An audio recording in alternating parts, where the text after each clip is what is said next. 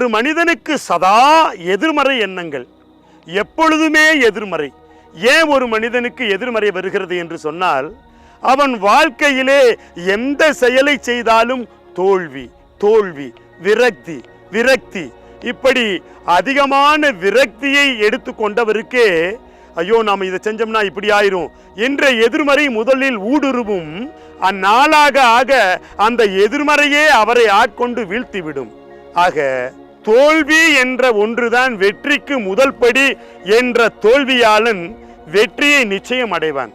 6 முறை போரிட்டு தோல்வி பெற்று 7வது முறை வென்றான் என்ற சரித்திரத்தை படித்த நாம் ஒரு முறை தோல்வி அடைந்தவுடனே துவண்டு விடுகிறோமே, அது மாபெரும் தவறு. தோல்விதான் வெற்றிக்கு முதல் படி. ஆக தோல்வியை கண்டு துவளாமல் இது ஏன் வந்தது, எதனால் வந்தது, எப்படி இருந்தால் இது வெற்றி அடைய முடிந்திருக்கும் என்பதை ஆராய்ந்து நன்றாக சிந்தித்து ஒவ்வொரு செயலை செய்கின்ற போதும் ஒவ்வொரு முகமாக தோல்வியை தழுவினாலும் இறுதியிலே ராஜகம்பீரம், வெற்றி நிச்சயம். தோல்வியை கண்டு துவளாமல் தொடர்ந்து ஒரு அறக்காரியங்களையோ அல்லது வேறு ஏதேனும் காரியங்களையோ செய்து கொண்டே இருந்தால் வெற்றி மேல் வெற்றி உண்டாகும். இதற்கு என்ன காரணம்?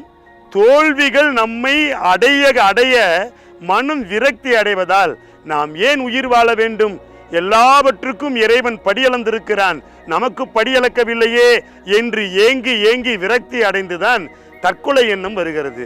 தற்கொலை அதற்கு முடிவல்ல.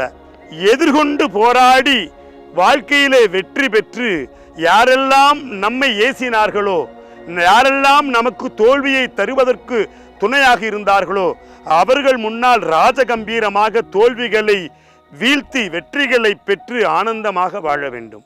முகவரி: ஸ்ரீ சத்யேந்தர் சித்தர் பீடம், சித்தர் மூலிகை ஆராய்ச்சி மையம், 567/2, ரெண்டி சுவாமிகள் சித்த மகா சமாதி, பெருமாள் சுவாமி மலை அடிவாரம், ஆனைமலை, பொள்ளாச்சி, கோவை.